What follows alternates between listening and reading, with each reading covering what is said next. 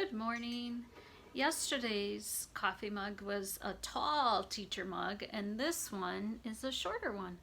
And it says children first. All right.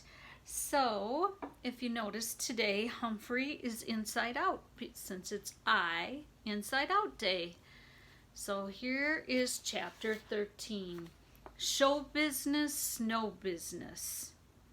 My classmates were still talking about the party on Monday. Even Miss Brisbane chuckled when Richie told the whole story of my triumphant appearance. But there was something else to talk about. Og's surprise. Bert Brisbane had built Og a genuine swimming pool. Instead of a large pool of water, a whole section of the glass box was water, while the rest of it was built up all around with lush green plants. It was a terrific surprise, and I felt just a tiny pain of that green-eyed jealousy. Then I noticed that Og's grin looked more like a real smile at this time. I guess we'd both had good weekends after all.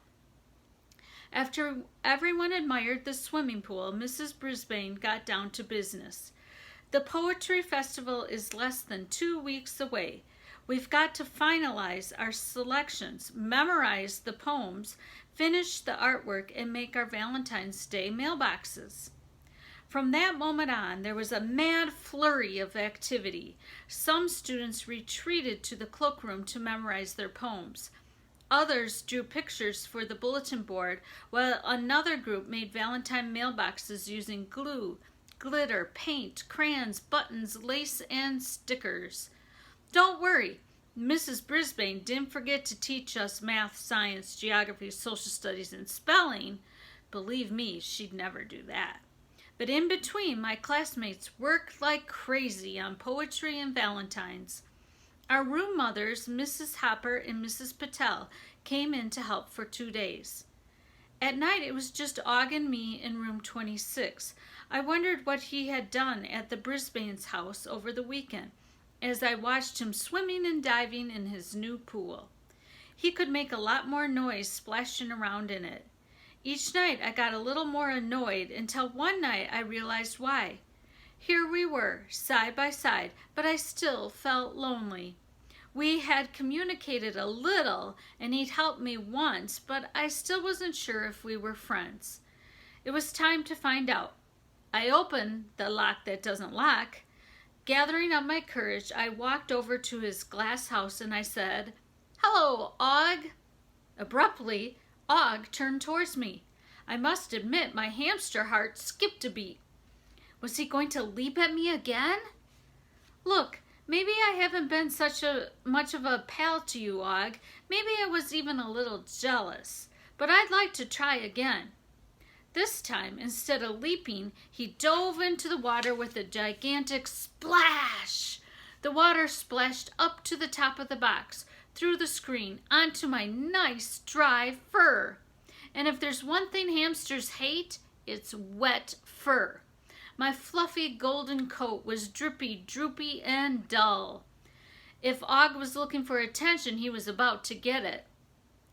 "Thanks for nothing, Og," I squeaked. "I just want you to know that I have a million friends, so I don't really care if you're my friend or not. So if you're thinking you should be my pal, just forget it." Og just stared at me with that same old smile. "And remember that time you leaped at me?" I continued. "You didn't even scare me." Not wanting to press my luck, I scampered back into my cage. I finally told him off, but I didn't feel better, not one bit. Thursday was the gloomiest day I've ever seen outside. But inside room 26, the children were far from gloomy. Heidi and Gail were best friends again. Tabitha was friendly with Seth, Saya, Miranda. Everybody. The poems were coming along as well. No one except me seemed to notice that it was gray, gray, gray outside. In the afternoon, it began to snow. I hopped on my wheel and watched gigantic circles of lace float to the ground. That sounded so good I wrote it in my notebook. giant circles of lace. Those words might turn into a poem someday. The snow continued falling after school let out. It was pretty with all those lacy circles tumbling down from the sky. After a while, the lacy circles turned into a thick blanket of white. It was so quiet you could have heard a frog burp. Not that Og ever did. He was silent as the snowflakes. I knew something was terrible wrong when Aldo didn't show up to clean that night.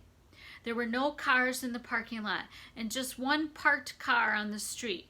It looked like a giant snowball, then a car. I counted the hours until morning would arrive. The snow continued falling until it reached the top of the wheels of the parked car. The carpet of snow was beautiful, but the silence made my fur stand up on end. I missed AJ's loud voice, Mandy's complaints, and Gail's giggles. When the bell rang for the start of school on Friday, a funny thing happened. Nobody showed up. Not Mrs. Brisbane, not Garth, not Miranda. Nobody. There were no cars in the parking lot, no buses pulling in. The snow showed no sign of stopping.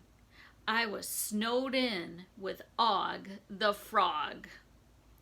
And the quote is, "A life without a friend is a life without sun."